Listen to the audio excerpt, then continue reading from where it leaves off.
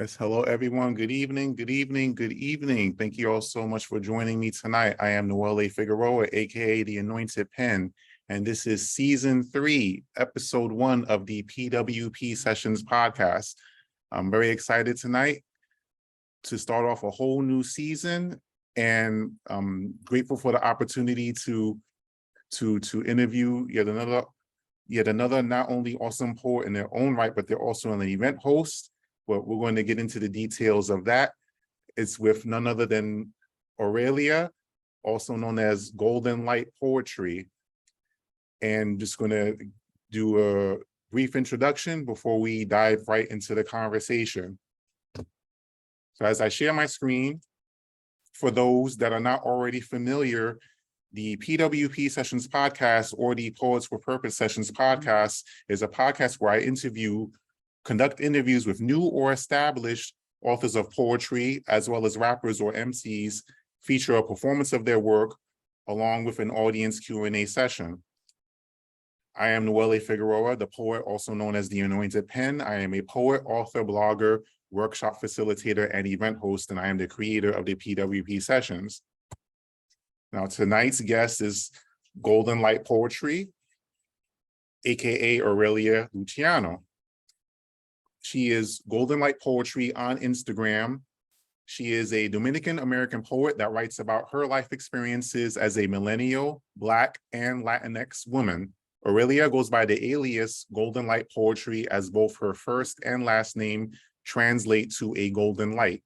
In 2021, Aurelia began sharing her poetry with the world through organizations like JC Art Productions, New Jersey Theater Alliance, and publications with Only Magazine, The Jersey Journal, and Milk Press. Most recently, Aurelia has begun infusing her sublime poetry into colorful, handmade, and watercolor painted poetry art prints and bookmarks. Aurelia offers event planning consultations to help provide wholesome, informative event outlines and experiences for others seeking to acquire knowledge in hosting and curating high vibrational events. Aurelia is a community event host, curator, event producer with Smush Gallery in Jersey City, single mother to a rock star, and the light of her own life. She resides in Northern New Jersey and is currently working on her debut book, Evergreen. Now, without further ado, ladies and gentlemen, I introduce to you Aurelia Luciano, aka Golden Light Poetry. Hello, everyone. Aurelia, good evening. Good evening. What's up? Hi, Noelle. Good evening. Thank you for being my guest tonight. How you been? How's everything? Thank you for having me. Everything is going okay. I'm actually feeling a little bit under the weather right now, but I'm really excited to be here with you all and to see all my friendly faces. Hello, everyone. Excellent, excellent. Well, I do hope you feel better. I thank you for taking the time to speak with me. In spite of that, I do hope you feel better soon. Thank you so much. I appreciate that. Well, we're going to dive right into the conversation. I'm going to start off with a basic question. Who is Aurelia Luciano, or Golden Light Poetry? Like, how would you describe yourself or define yourself? Um, I would define myself by golden light poetry as a golden light. Obviously, when we have light or we hear of light, we think of illumination. And I feel like through my own being and through my work, I illuminate a lot of positive things and also dark things that happen in my life and the life of others and the world around us. And yeah, that's who I believe that I am. Now, how would you, now we all got our start into poetry differently. What would you say, what was your motivation to get started into poetry, and how did Golden Light Poetry come about? So poetry has been around for me since I was about 10 years old. As a child, I had a very tumultuous childhood, and I couldn't find another way to climb out of that only through my writing. And I had a really good friend. I believe we were friends in like 6th through 8th grade. Her name was Celia, and we would write each other notes back and forth in grade school. And she would always draw these pictures of me with like a light going around me. And she would always describe me as a golden light. So I kind of kept that with me throughout, my youth and then through adulthood. And also, as I mentioned in my bio, golden light, when you translate Aurelia and Luciano in Latin and Italian, they both turn into a golden light. So I managed to fuse the both together. I want, like I said, my poetry to illuminate all things, the good things, the bad things, the in-between things. Mhm. And that's how poetry has been here for me. Now, was there a specific, like a specific event or a specific source of inspiration that made you decide that, you know what, poetry, this poetry can be for me too? Like was there a certain was there an instance in particular that stood out that made you be like, you know what, I can start writing poetry for myself? I want to say just all of my life experiences, but what really inspired me to write for myself and to want to share myself through my writing was the pandemic, which I feel like during the pandemic, a lot of people stepped out of their comfort zones and grew out of their shells. So that was the moment for me. And through the pandemic, I also had to experience a very traumatic experience, which I talk about in my writing. And after coming out of that, I decided that I would never leave myself and my craft behind. And that's how it evolved into what it is today. Excellent, excellent. Now, when you first started writing poetry, can you share or recall like what subjects you first started writing about when you first started writing? When I first started writing, it was always about my teenage angst, being a preteen and being a teenager and feeling misunderstood, were things that inspired me to write. And then as I got older, I would say many things inspire me to write. Nature, being a mother, being a daughter, being a good friend. What else? I'm freezing here. Be patient with me, please. No worries, no worries. Um, all of the other creative beings around me inspire me as well. Music inspires me, and other people's poetry too. Excellent, excellent. Now, do you have a particular motivation as to why you write? Like some people say like, oh, I write because of A, B, and C. Like you might write, oh, because you say you're a mother, right? So you might be like, motherhood inspires me to write, or maybe a certain life experience is your motivating factor. So is there like a particular motivating factor that pushes you to write, that pushes you to express yourself? Honestly, I think that I talk about this with my therapist often. One of the main words that we discovered for me throughout this year was release. And I am someone who thinks about things a lot and I hold them in. And writing helps me to let them out, put them down on paper so that I can free up the space in my brain to really break those things down and either heal from them or get rid of them. yeah, so to release, and also I want to say also so that people who don't feel seen or heard and go through experiences similar as mine can feel like, wow, she also went through that and she survived that and I can survive that too. Mhm. Yeah, that's definitely one of the main purposes or focuses of writing, is to be able to relay experiences that other people can connect with, in one form or another, which is in a sense, to a degree, a form of therapy. Because Yes. as you heal, as you may have healed from a certain experience, you never know, what you write could be helping somebody else to heal.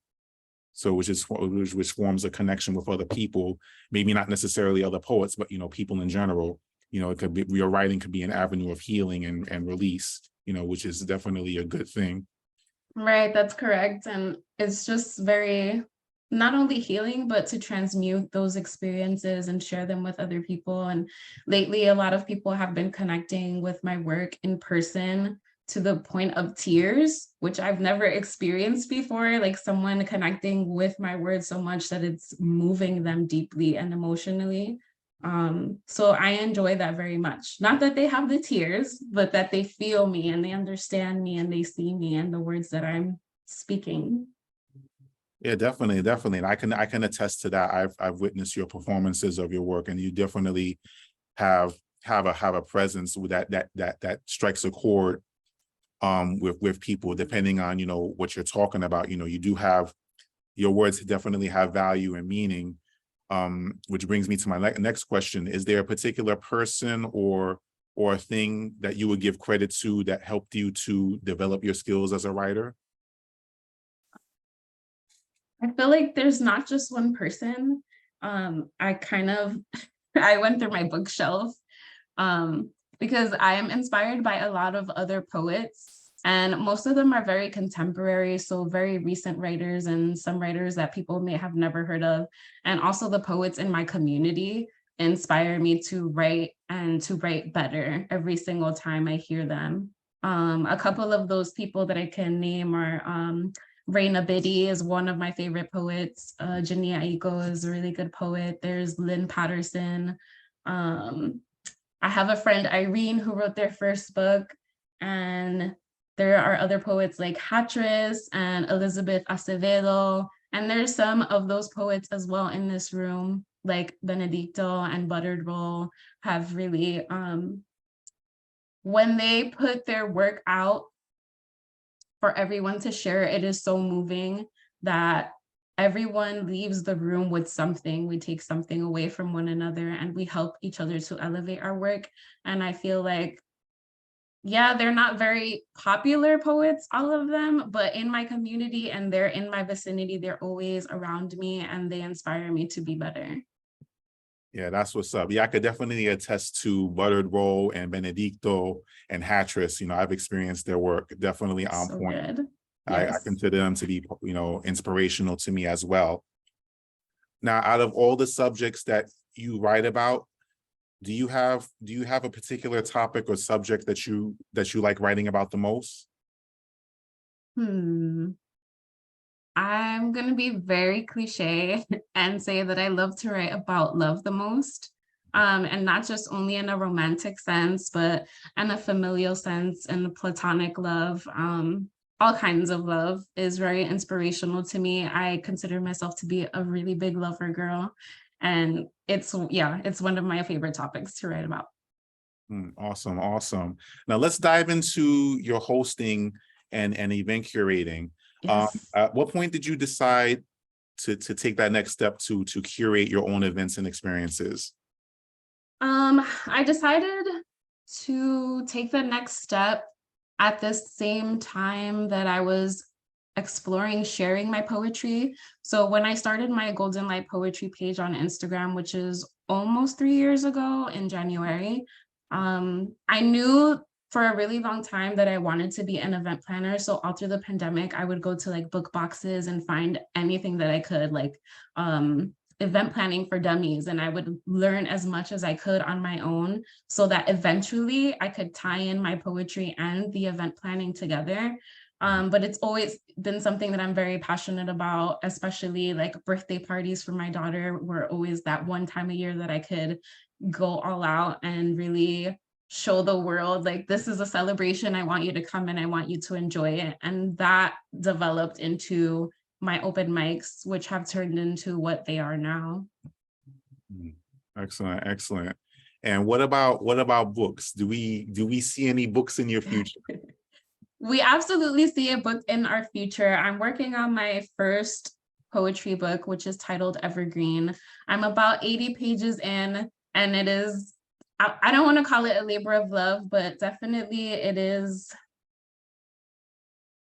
a little, it's a little bit difficult because in the midst of event planning and starting to evolve in my event producing with other people and collaborations and being a mom, I wear so many hats every single day that sometimes I put my book to the side and don't really pour my focus into it.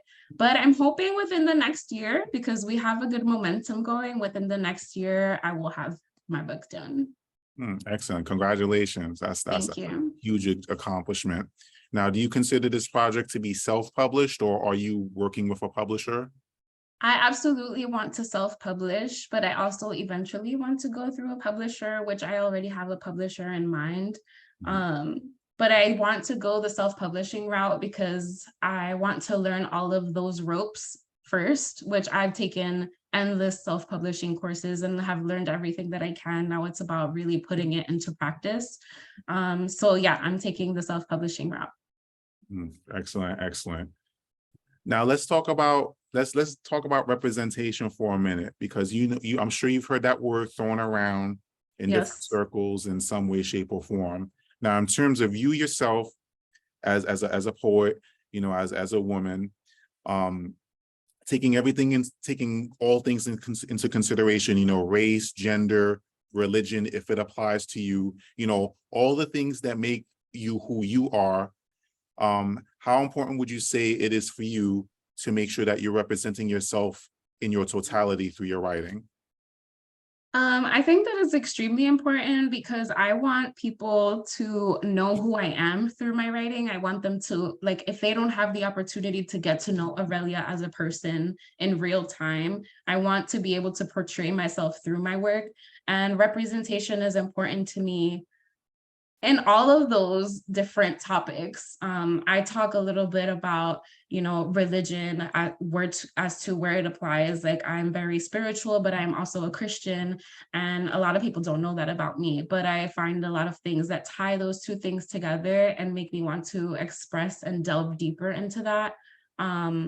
I feel like that's also kind of taboo. It's really hard to write about those things without anyone being extremely opinionated about them, but it's a part of me. So if it's a part of me, I would like to put it down on paper and share it with others. I write a lot about being Latina and being Black, and like I said, being a single mother, being Christian, and all of the work is very different, but it is all a part of me. I want people to have my authentic self at all times. So would you say that, would I be correct in saying that there's a freedom, there's a level of freedom in having transparency with your work? Do you feel transparent with your work? I absolutely feel like I'm transparent for the most part. I think the only thing that I haven't really touched, well, I have here and there, would be like sexuality, because there are some things that I like to keep personal and to myself. Right.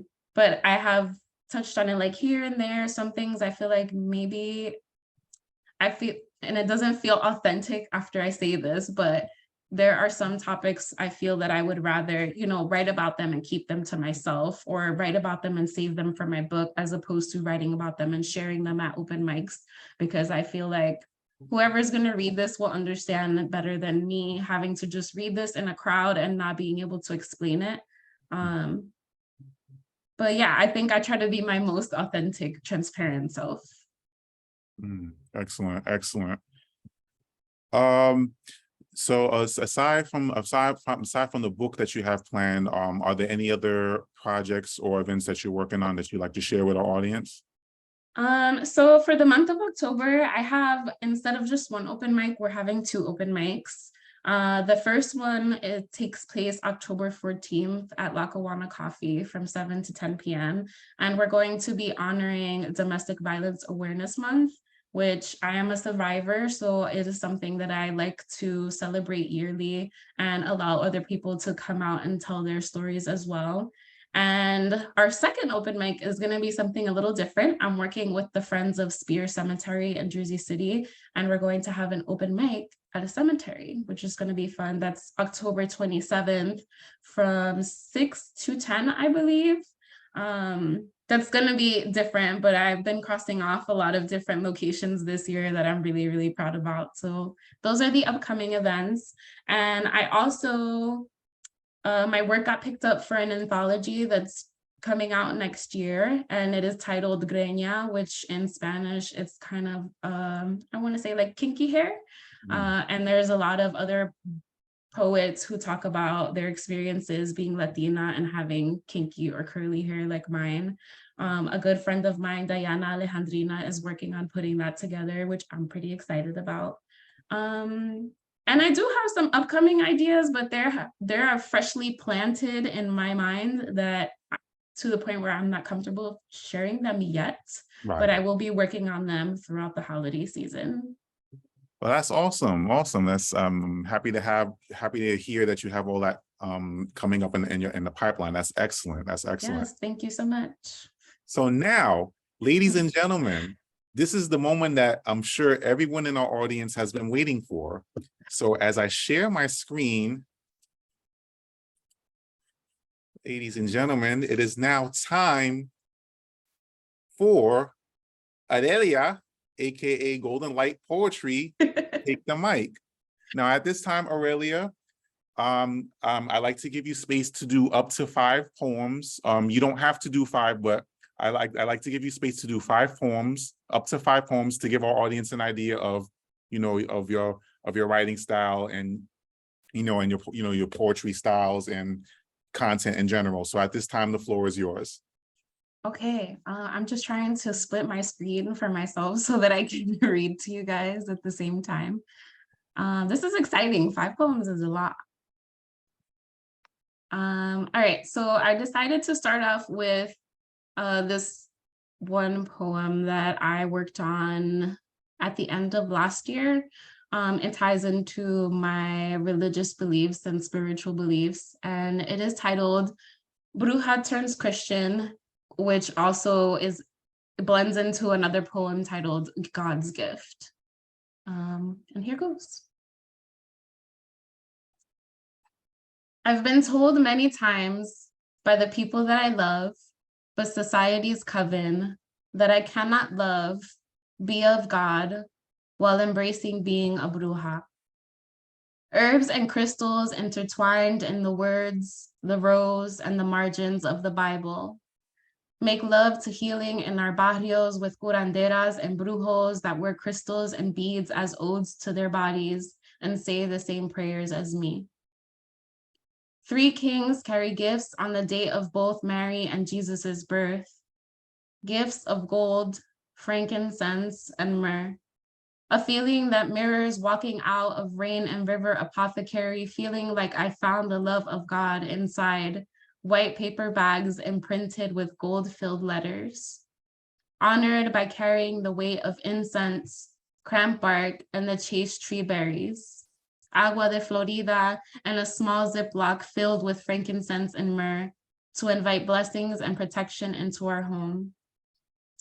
Revelations of angels sitting on thrones, shining in the sky like jasper and carnelian, draping Gentile priests in ephods covered in engraved black onyx stones mounted in gold.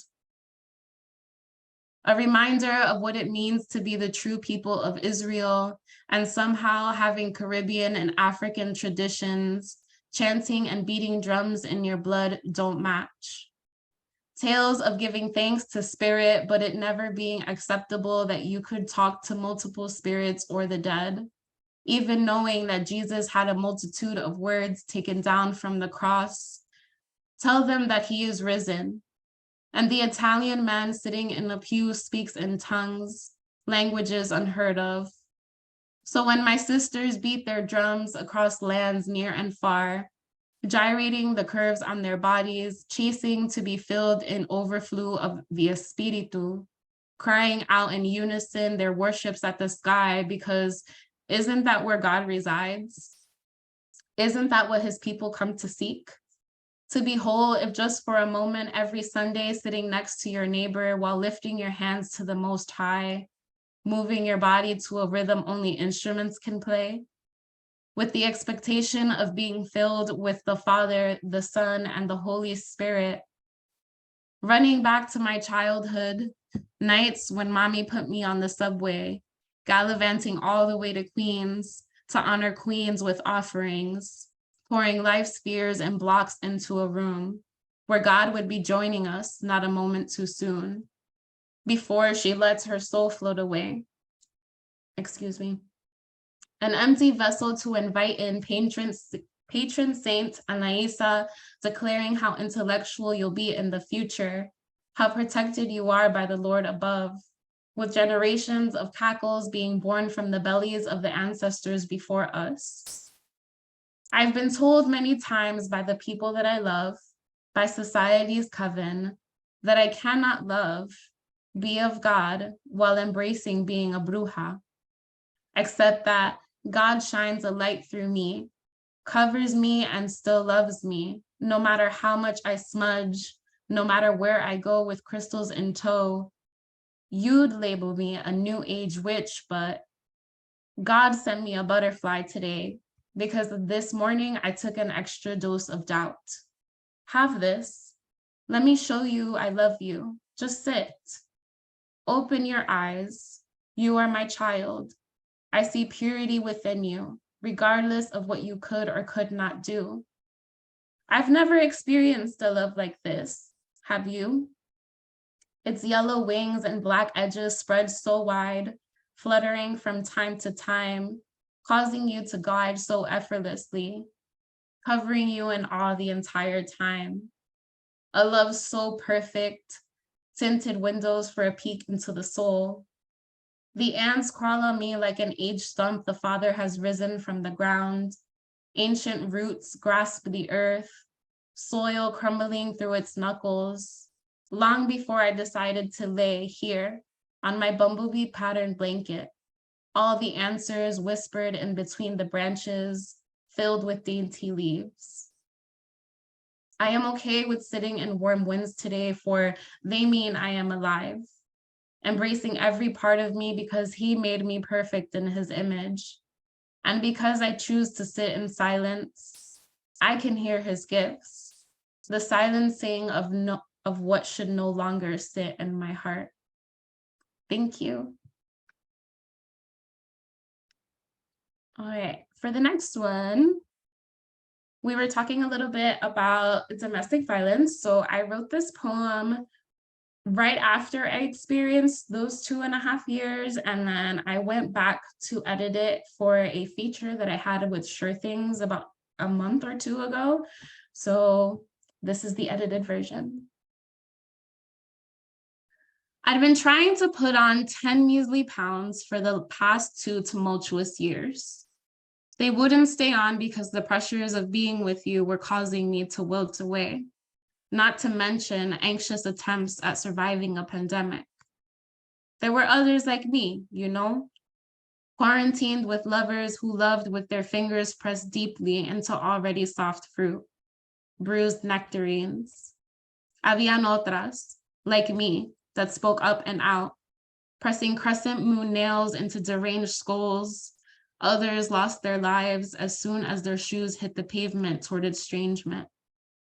So I pour one and take several bites for us. I eat because I no longer shudder at thoughts of not being perfect enough for you. I eat because me da la maldita gana. I eat because sometimes she still sleeps with depression and trauma. I eat because it nourishes me, brings me back to the body I was so familiar with before you came along, before your batters and bruises, before you tricked me into falling for you. Before you dropped me, glass slipping through your fingers. You sat back, watched intently through tarnished irises as I scrambled to pick up the shattered pieces. One by one, dripping hibiscus blood upon every shard. I finally put on those pounds with the greatest amounts of pride. They remind me that I am still here. There's nothing else now, only peace, a moment to celebrate, a moment to eat, a moment to be a thriving wild woman. Thank you. Ooh, this is actually fun. I wish I could hear you guys. For the next poem, I have this poem titled "A Brown Girl, Latina Girl, and Black Girl Walk into the Same Body." Brown girl on her way to Hull, brown girl walking back home, brown girl must figure it out on her own. Latina girl not Latina enough, Latina girl spicy as they come, Latina girl spends a lifetime learning and unlearning her roots through community and solitude. Black girl is almost always angry enough. Black girl is like the other millions of Black girls, misread. Black girl preferred tame, masking her kinks under protective styles. The brown girl welds herself into the Latina girl and plugs into the Black girl. Together, they aspire to conquer the world, air filled with gasps at all the gaps she fills in effortlessly. Naysayers cast the unruly upon her, pull on red strings to unravel an angel, not taking into consideration how many times she's had to sew her own seams back together, how many times worst occurrences have been weathered.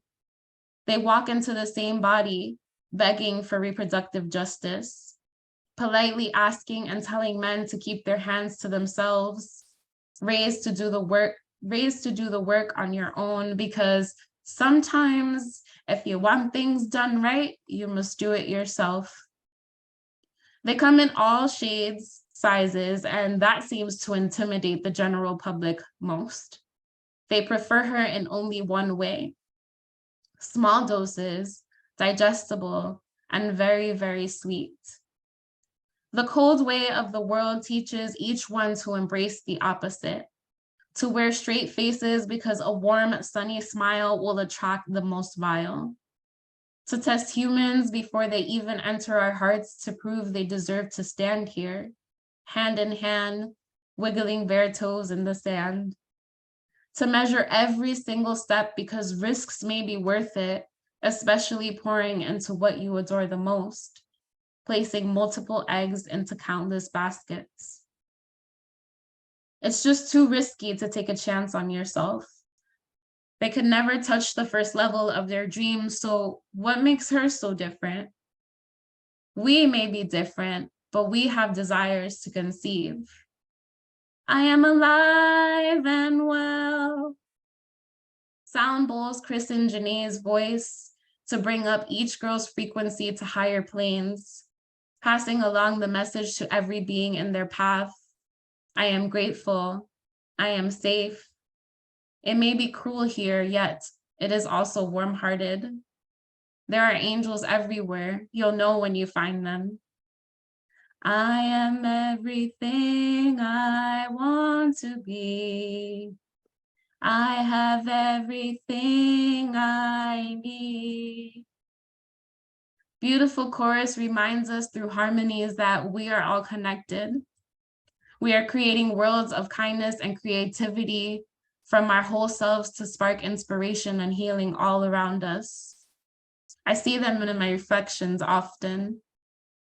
I am the brown girl swimming and living in my cinnamon almond skin. I am the Latina girl wearing her vulnerabilities on both sleeves, navigating a love that was never shown to me. I am the Black girl learning to grow and wear her coils, reaching towards the sun and speaking in several tongues.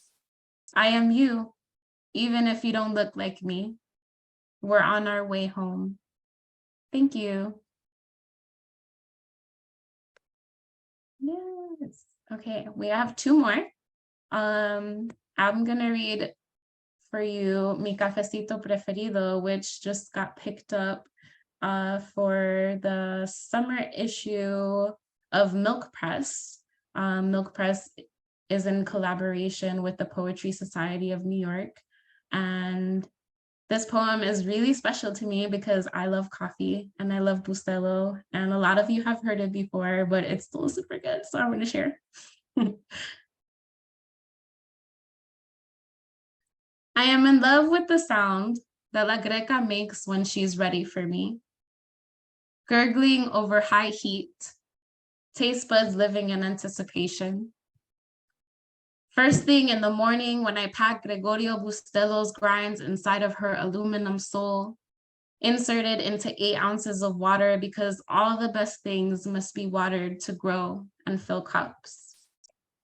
Housing an elixir so robust, so dark, a hot and soothing kick that awakens this spirit. The same way that it did for Papa, my grandfather. We've crossed paths a few times, none that I can remember, just too young. Still, he calls me to the altar a few times a week, where I pour him the dark roast cradled in a demi-tasse made by Armenian hands, imported. And yeah, I know, so typical. A brown-skinned Latina dressed in dripping wet curls steps foot onto white marble tiles at the rise of the sun, just to cut open a yellow-foiled, vacuum-sealed brick, slowly inhaling the pungence of ground Cuban-style beans that mi gente have grown to love. Established in 1928, Harlem, New York. The vintage woman on the package sips out of her tiny espresso cup without judgment, ready to get a fix so rich, flavors, a mix of sharp dark chocolates, rich earthiness, hints of toasted nuts. Okay, so maybe she's judging you just a little bit, questioning your choice to purchase those capitalistic beans. Questioning your choice to purchase those capitalistic beans with a mermaid in the green circle and those two tails. Café sin sabor, coffee with no flavor. Running on Dunkin' has never inspired me to jog anywhere. And what about the bulky red and plastic tub? Apparently, Americans think the best part of waking up is having watered down diner coffee in your cup. And yeah, I mean, you can't just cop a cup of Bustelo from a popular fast-ass franchise. That's also the point. There is an air of particularity in this pack. For our Latinx community, this is regarded as a snack. Alongside warm toasted Portuguese rolls or Goya's premium soda crackers, both slathered in butter. Bustelo, you aren't the only one or even the absolute best. However, you are my preferred method of waking up. My ancestors' dearest liquid form of veneration, you are not for the weak. Mi cafecito preferido. Thank you. That poem makes me so excited. I really love coffee, y'all. And for this last poem, I just recently finished writing this poem about my mom. I was inspired by her first weekend sleepover at my apartment, and I've been staying here for 2 years. So this was like a big moment for me, and it really helped me to zero in on the time that we lacked together. So I was able to be present and expand on the moment that we were able to spend together. And so this poem is titled Mommy. Mommy stands at the corner of West 32nd with me, awaiting the New Jersey Transit chariot to take us away. The end of July air is thick. Venusian cotton candy spun and stretched between the copper coins withheld in arthritis-ridden hands. A green menta appears. Haven't seen one since I was 16. a lime wedge-shaped hard candy that tastes like toothpaste. Like her, born from the Dominican Republic. Nostalgia visits me, 17 and pregnant, surviving my all-day, everyday sickness with lifesavers. Minty, full circles that kept me afloat, preparing for the Piscean life to come. Mommy works hard over the ceramic white sink and electrical stove in my apartment. Her precious, famous potato salad, starch boils and spills over. We're taking an hour drive in the morning to reunite with our loved ones, so she carefully dices the carrots. Swift knife movements, shocking the eggs in an ice bath. She cleans as she goes. I glance over my shoulder, watch her as I begin to sweep the hardwood floors encrusted in sand from last week's beach trip. Back and forth motions until the tornado of dust, Lucas's hair and sand pile up, realizing that this is the way mommy taught me to clean. This is how we keep our relationship alive. We brush the good, the bad, and the ugly underneath. Despite cleaning being similar to pulling teeth, I am of her and she lies within me. Careful to never sweep my own bare feet, I think I want to be married someday. Mommy unravels herself, a roll of gauze. She is 1950s modest, peeling each layer of clothing away from her body, careful to never reveal too much. Nothing above the knee, no matter who is in the room. In places, I never even think twice about what part of my body I show. Walking through my apartment with the blinds pulled up over my head and the windows wide open, bare, vulnerable, and unlocked, on no occasion fearing who sees. As mommy gets older, she becomes feeble. We can't walk long distances anymore. Her breath escaping her more often than not, and my inner child finds this to be wrong. How can the strongest woman I know switch up on me?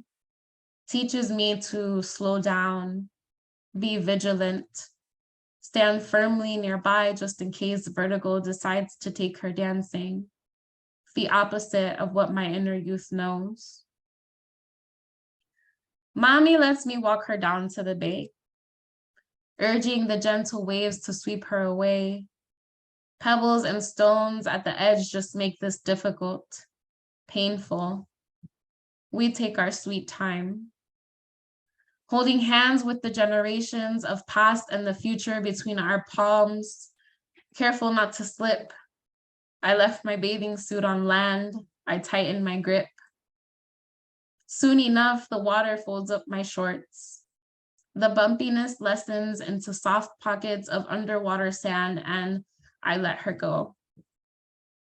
In this moment, she is not flawed. She is not aging. She isn't angry or paranoid. She's just my daughter's grandma, filling her hands with pools to wash away the stories behind the grays upon her head. She's just Moana's grandma, floating above water, calling in all the stingrays with her wisdom. She's just mommy before she became my mommy, before she stepped foot in this country. Her name is Adelis. Thank you. That's my last poem. I hope you guys enjoy. Wow. Ladies and gentlemen, those were excellent selections shared by Thank you. Adelia Luciano, also known as Golden Light Poetry. Thank you so much for sharing those pieces. I really enjoyed them. Excellent work. Excellent work. Thank you so much for listening. And thank you guys for being here. I really, really appreciate it so much. Awesome. Awesome. Now we're going to shift gears at this time. And at this time, we're going to take a few minutes for an audience Q&A session. So if there's anyone in the audience that has a question or a comment for Aurelia, you can unmute yourself and give your question or comment at this time. This is fun. Come on, y'all. Don't be shy. Don't be shy, y'all. I have a question. What's up? What's your Butterco. question? How's it going, man? Chilling. How's everybody Excellent. doing? Everybody as well. Yes, doing okay. Good.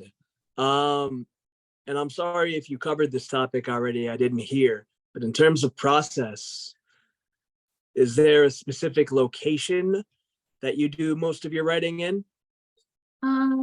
That's a good question, actually, because I try to find any excuse to not write at home. At home, there is so much comfort. I have created this comfortable space where I just want to relax and be myself.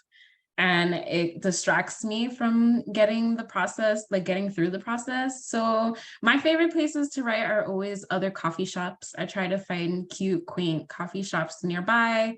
And that's really helpful for me. And also this year I have discovered that live jazz is really helpful. Live jazz or any live music. I had a session where my friends, they play for the band Conundrum, and they let me come to the studio, and I was like writing 20 pages just from the music. And obviously as poets, it's well, for me as a poet, it is hard to write with music playing if the music has words. So anything instrumental is very helpful for my process. So yeah, getting out of the house and instrumental music. Thank you. Thank you. Awesome. Thanks, Butterco, for that question. Excellent. Anyone else got a question or a comment for Aurelia? Yes. If they're out of Bustelo, will you drink Bilon? No, I will not. I will, if they're out of Bustelo, I will have, there's a Dominican coffee. I don't remember what it's called. I think it's called Santo Domingo. That's like second best. And then after that is kind of like anything else, like La Colombe, Partners, that kind of coffee. See, I don't even drink coffee, and you got me wanting but Bustelo now. See the power of poetry? See? we need to find, like, I know that Bustelo has like a little pop-up, but we need them to get like a storefront, because that would be amazing. Yes. For real, we need to get that going for sure. Yes. Anyone else with a question or comment? Question or comments? I love constructive criticism. Please have at it. I have a I question. have a quick question. Go ahead. Oh, no, please go. You should go, SJ. Yeah. Oh, okay. How do you sorry. First of all, I love your poetry. I think it's wonderful. Thank you so much. And it's so good to see you, by the way. Thank you. How do you feel, what is your performative voice? Is it something that's different from your writing voice when you do these poems in person? Does it is there a is there a way that you perform these poems? Does it do you feel that it changes with each performance, that the performances kind of grow as you do them more often? What is your performative voice versus your writing voice? My writing voice is obviously silent, because I write in silence and I just like put down whatever comes to my mind. As far as performing, I have noticed a big difference in the last year from when I first started doing open mics to now. I feel like when I'm performing, I'm telling a story, and I try to read that story as best as I can, almost as if it's not happening to me. I'm reading someone else's story. But I'm also still in the process of developing that performative voice, and I'm learning a lot from experiencing friends do their poetry, like they memorize it, or even musicians. There are so many of my musician friends who memorize their music within 2 days. I think if I had more of a consistent practice, which I'm working on every day, that my performative voice would be elevated in a sense, because I like where it is, but I know that it could be better. We're always a work in progress. So yeah, I think those are the differences. I hope that answers your question. That was a good question. Thank you. Yeah, excellent. Thank you, SJ, for that question. Excellent, excellent. Anyone else with a question or comment? Don't be shy, y'all. Hello, Aurelia. Hello, what's up? You have such a beautiful voice. Your words spoken so beautifully and put together so eloquently. I just I'm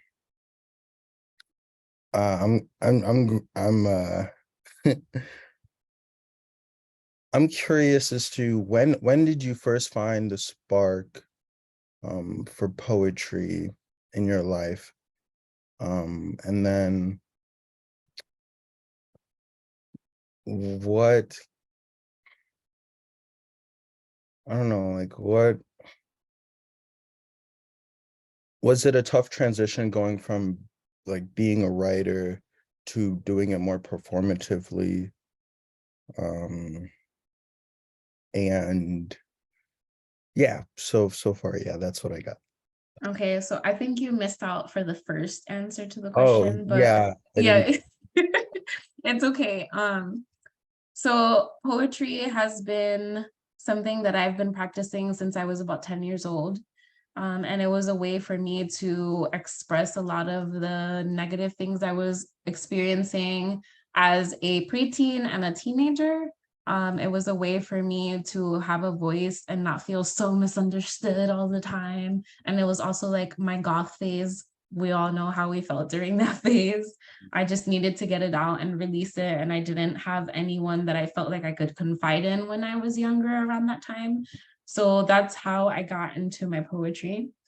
And then for your second question, I think that it has been a huge transition for me from just writing and just posting to actually performing the pieces. Before taking on this whole persona of being golden light poetry and where I'm at now, I was very shy, very to myself all the time. I didn't want people to know anything about me or be in my life at all. I was very closed off. I didn't want people to know anything. So it was like, oh, I'm just gonna post this and go. And not even like I wouldn't even post pictures of myself or anything. And then once I started performing at open mics, my first time ever was at an open mic in Philadelphia. Somebody asked me like, hey, can you come to this and perform for this? And I was like, why? You don't know anything about me. Like I never share my pieces. And I did it. Aria and we booked like a 3-day trip to Philly. We stayed there. We went exploring. I did the open mic. And just from that one open mic, I was like, okay, I think I can do this more. And then when I came back to Jersey City and I did another open mic after, that was the first time that I ever met Rashad. I don't know if you know Rashad Ray, but he's like so amazing with his performative poetry. And I was like, how do I get on your level? And so little by little, I started meeting more people, networking, creating the community that I have built and come into now. And that is how I got to where I am now as a performer. All right, love to see it. Yeah, thank you. You really do have a golden night to you. Truly. So much. Thank you. Thank you. Yeah, that's what's up. Thank you for that question. That's what's up. I have one before we close out. Okay. If you could collaborate with any poet, living or deceased, who would it be and why? Okay, so the first person that comes into my head is Maya Angelou. I really enjoy their storytelling and I am able to connect through it, especially from the perspective of motherhood. And she was just so insightful. Every time I watch a video or I read a poem, I'm like, oh my gosh, she knows so much, like so much wisdom in her words. And I just want to know more. I would definitely collaborate with her. That's what's up. And she happens to be Yeah. one of my inspirations. So that's So good. definitely fire for sure. Yes. All right, y'all. Before we close out, I do have time for another question from the audience. Does anyone else have a question or a comment for Aurelia before we close out? I have a question. What's up, Jason? I need to know if there's any extant pictures of Aurelia in her emo phase, and at any point in time to post them so I can see them. I don't think there are. I don't think that my phone only goes back to like 2011 when Arya was born, but before that, I don't think there are. If I find some, I'll hold them for you for sure. Yes. I used to have to hide my black clothes under my school uniform.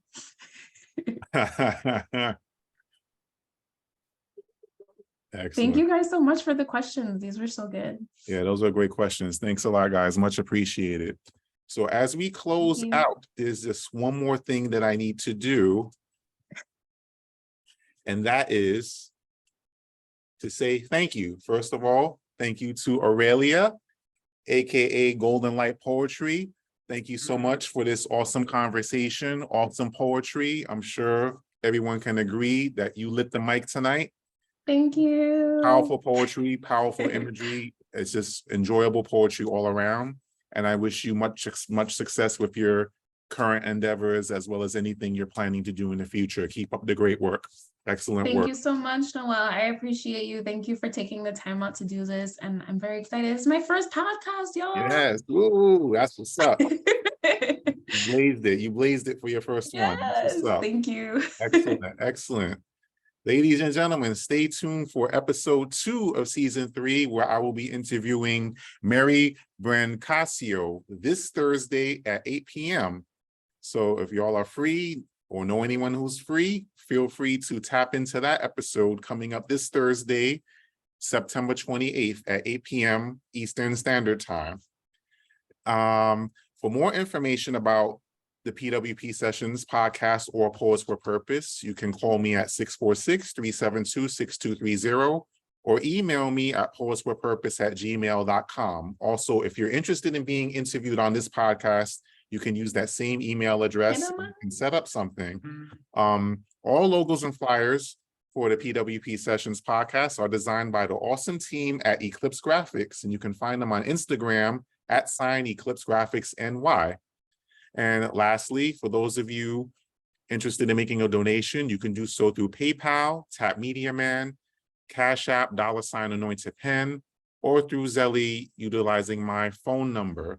This episode will be uploaded to the Poets for Purpose channel within the next hour or so. So be on the lookout for that, where you'll be able to share the link with your social media channels. Aurelia, I'll be inboxing you the link as well as emailing the link to you, because I know you're not on Facebook. Is that correct? Yes, Yes, that is yes. correct. So you'll definitely get the link through those other methods. And that, ladies and gentlemen, is a wrap for season 3, episode number 1. Thank you again, Aurelia. Awesome conversation, awesome poetry. I want to say thank you to my audience. Great questions. Thank you for tuning into this episode. I appreciate the love and support. You all have a good evening and God bless. Thank you so much. Good night, everybody. God bless. Thank you.